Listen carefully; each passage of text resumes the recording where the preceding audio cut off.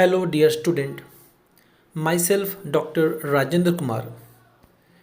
I am the Assistant Professor of English in Government PG College, Chunar, Mirzapur. Today, we will discuss about the novel by Virginia Woolf.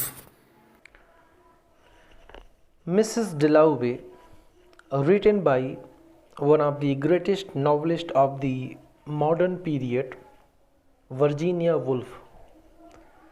This novel was published in 1925 and its genre is stream of consciousness. Here is the outline story of Mrs. Dalloway. Mrs. Dalloway, a lady of 51, is going to the market in order to buy flowers for the evening party. The morning is very calm, fresh, as if issued to children on a beach. She gets reminded of the time when she was 18, standing very close to an open window, looking at the flowers, with smoke winding off the trees. She had enjoyed the bracing feel of the bridge and the freshness of the morning. Peter Walls, her girlhood friend, said to her, musing among the vegetables. This statement makes her think of Peter, his smile, his pocket knife, his eyes, and many things associated with him starts dancing in front of her eyes. Now she is passing through the London streets and meets a number of people. Hugh Whitebread meets her and informs her that he is going to see the doctor for his ill wife Evelyn Whitebread. Mrs. Dalloway's thoughts do not stay for a long time on any of these men. She again thinks of her friend Peter Walls, whom she regarded of a good sort. She never wrote a letter to Peter, and his letters were terribly dull. Fine artistic things did not fascinate him. He was more interested in the people's character, stage of the world, etc. She remembers how he pointed out her faults, scolded her, and hot arguments they had sometimes. She had decided not to marry him, and she thinks her decision was right because in a marriage one should be given a little independence. But with Peter, everything had to be shared, everything gone into. Now Mrs. Dalloway reaches the Bond Street and passes through the swing doors of Mulberry's the florist. As she moves from one jar of flowers to another, she hears a pistol shot. Actually, it was the backfiring of a motor car engine. A large number of people assemble there as the information of some great personage in the car goes around. In this crowd, there are Septimus Warren Smith and his wife Lucrezia. Septimus Smith is a haunted soul, and he is full of fear and apprehension.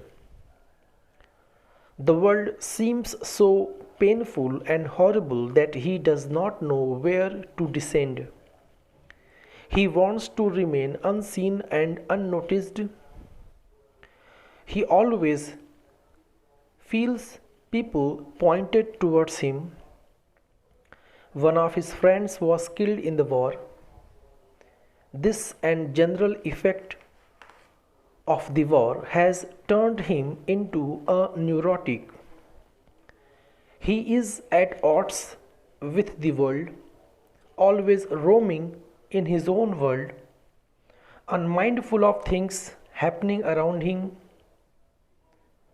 Dr. Holmes, under whose treatment Septimus is and has advised his wife to make Septimus take interest in the world outside. According to Dr. Holmes, there is nothing serious with Septimus. He is not diseased. Smith, lost in his thoughts, jumps up and gets startled when his wife Lucrezia asked him to move forward. Now, the car goes along Piccadilly, turns down James Street, and vanished. Suddenly, the sound of an aeroplane attracts the attention of the crowd. It was coming over the trees, emitting white smokes from behind, which are forming some letters in the sky by twisting and curling. It was an advertisement of coffee. It was an advertisement of toffee. Everybody looks up, and Lucrezia tries a number of times to make Septimus take interest in this method of advertisement, but he does not listen to her. Lucrezia's attention seems very tragic. She had left her home Italy for Septimus, and now she is living among these strangers with her neurotic husband, who has become her intolerable liability. When Clarissa Dalloway returns home, and after buying flowers, she is informed by her maid-servant Lucy that Mr. Richard Dalloway will take lunch with Lady Bruton because she has invited him.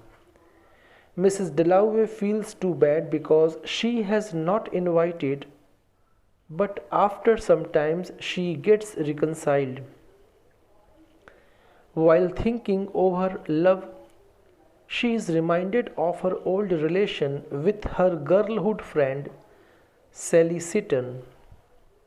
Sally was exceptionally beautiful with dark, large eyes. She was a very carefree woman going about cycling on the terrace. Her charm was overpowering and magnetic. Thinking about Sally, the old memories come back to her. The contrast between carefree life of Sally and that of her own, and suddenly she thinks, if it were now to die, it were now to be most happy. Now she finds it rich to die. Septimus has also, without any special speculation, said, I will kill myself. In the course of thinking about Sally, Mrs. Dalloway remembers the moment how once they walked together, and Peter was also with them. She starts thinking that he would tell her that she has gone old when he will be back from India. As Clarissa combed her hairs and took her dress, she finds a hole in that. She puts it for repairing on the sofa. Suddenly the bell rings. There is Peter Walls, who enters with fidgeting his pocket knife because of feeling embarrassed. Clarissa finds him the same as he was. He tells her that he has reached the town last night and would soon leave the country. After formal talk, they start recollecting their past. Peter Walls feels like crying. He is temperamentally very sensitive and emotional. Daisy, the wife of a major in Indian Army, whom he has proposed to marry and for whose divorce he has gone to England, looks to him ordinary before Clarissa. Now he realizes how he has been a failure in life. As he is playing with his knife, Clarissa feels irritated. He knows what everybody thinks of him. He bursts into tears. Clarissa kisses him, though she thinks her decision of not marrying Peter Walls was correct. Peter, after looking at her, gets up to go, and Clarissa feels like asking him to take along. She feels very lonely. She asks Peter to remember her party. As Peter goes out, he starts thinking about the way Clarissa introduced her daughter, "My dear Elizabeth." He feels offended at my. Reaching at Regent Park, he recalls his childhood. He sits down on a bench and keeps on thinking about Elizabeth. Then he falls asleep.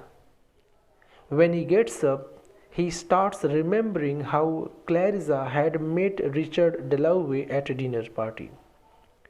He also remembers that summer afternoon when Sally cracked the oft repeated joke about Dalloway.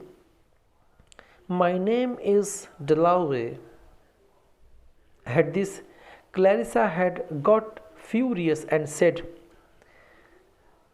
"We have had enough of that feeble joke." This had indicated her affection for Richard Dalloway. Now, the reader is taken to the character of Septimus Warren Smith, who is also there in the Regent Park.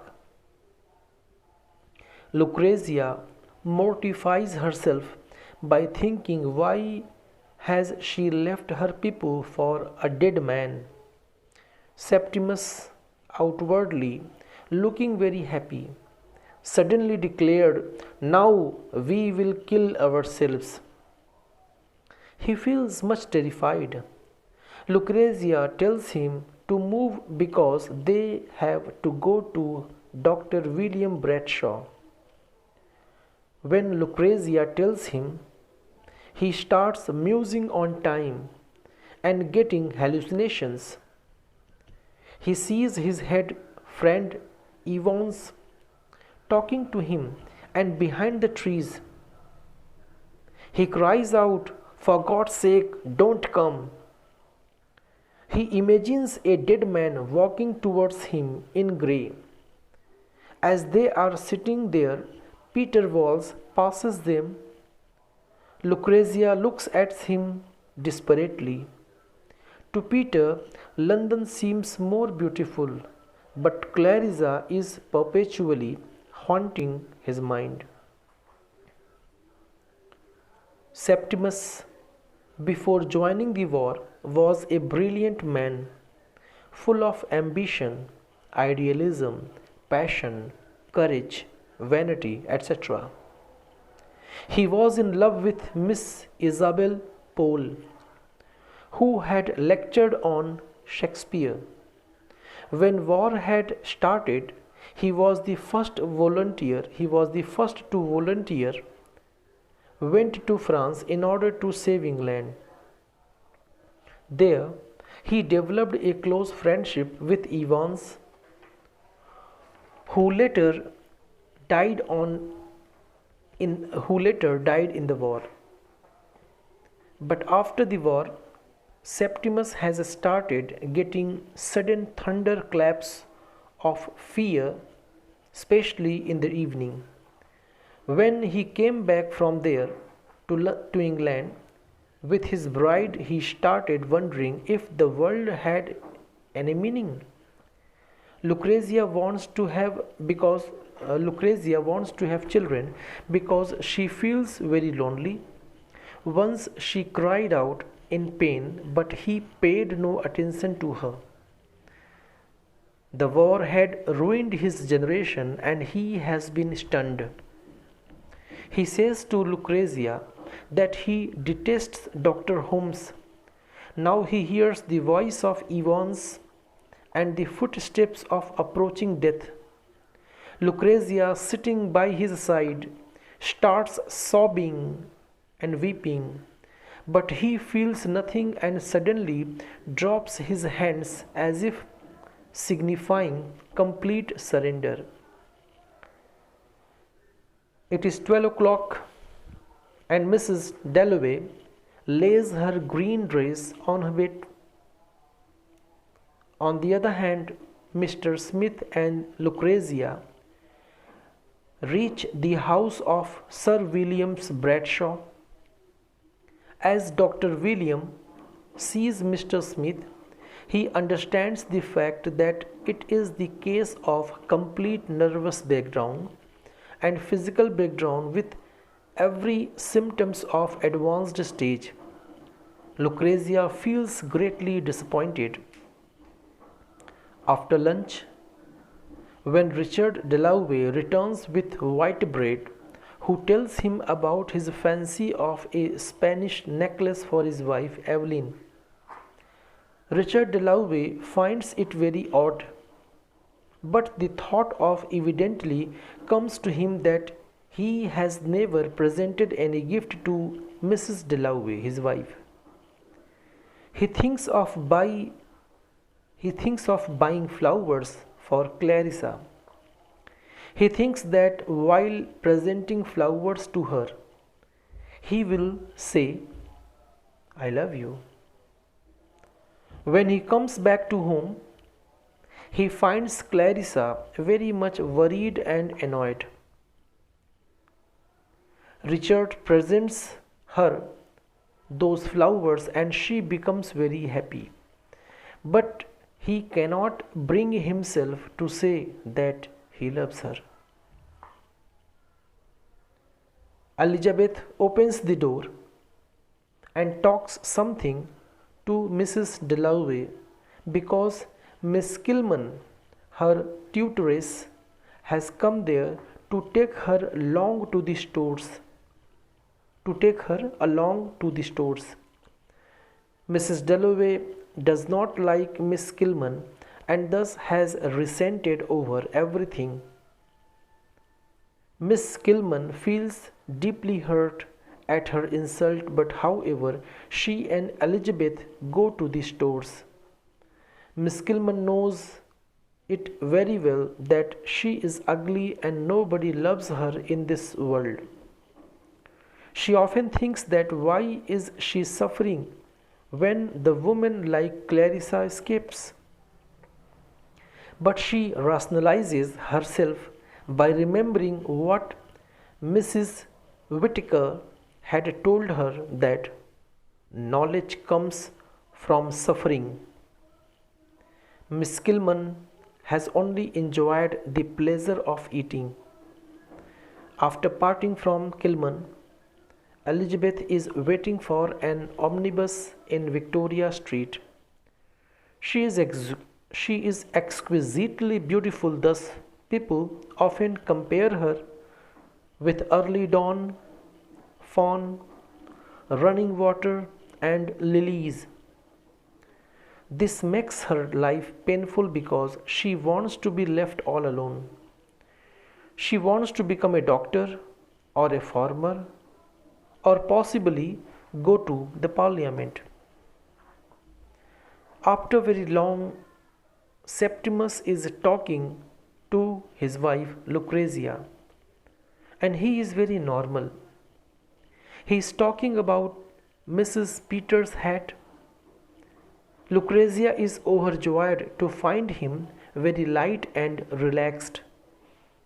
He asks her to try that hat on herself. But suddenly he starts getting fits and hears the voices of the dead. He remembers that Bradshaw has advised that Mr. Smith must be separated from his wife, Lucrezia. He asks Lucrezia to bring his papers that he has written. He cries, "Burn them!" But instead, Lucrezia is trying to tie them up and keep that away from him. As she packs those papers, she hears some voices downstairs. It is Dr. Holmes coming to visit Mr. Smith. She tries her best to prevent him, but he brushes her aside and makes his way upstairs. In the meantime, Septimus Smith recognizes that there is Mr. Holmes. Now he has decided to free himself from the power of Dr. Holmes and Dr. Bradshaw. He sees the wife of Mrs. Filmer, but he does not want to spoil it. He sees the knife of Mrs. Filmer, but he does not want to spoil it. There was no time to take gun. Thus, he flings himself vigorously and violently down on the railing with crying, "I will give it to you." Dr. Holmes cries out, "The coward!" and bursts the down open. Lucrezia runs to the window and understands everything. Dr. Holmes asks her to bear everything patiently and gives her something to sleep.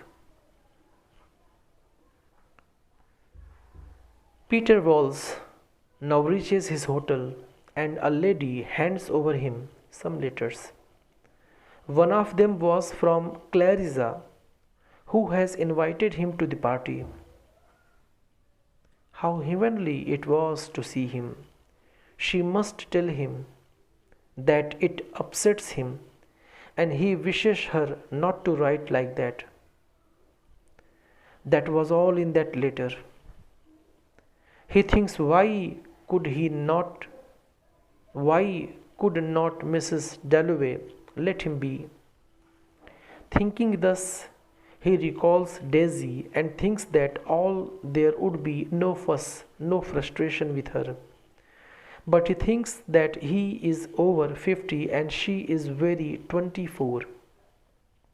Obviously, she will have to live like a widow for years.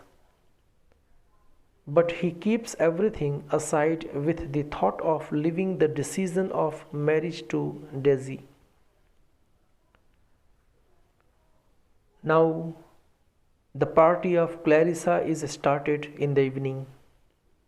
The Prime Minister also is invited to the party. Clarissa is busy in welcoming everybody.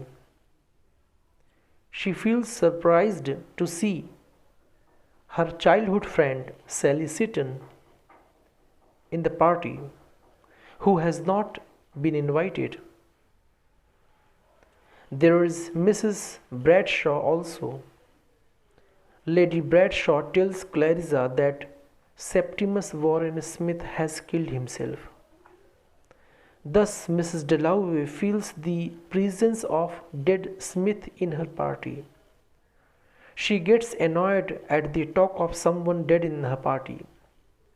She finally concludes that life is made intolerable, and those doctors make life intolerable for the men like Septimus.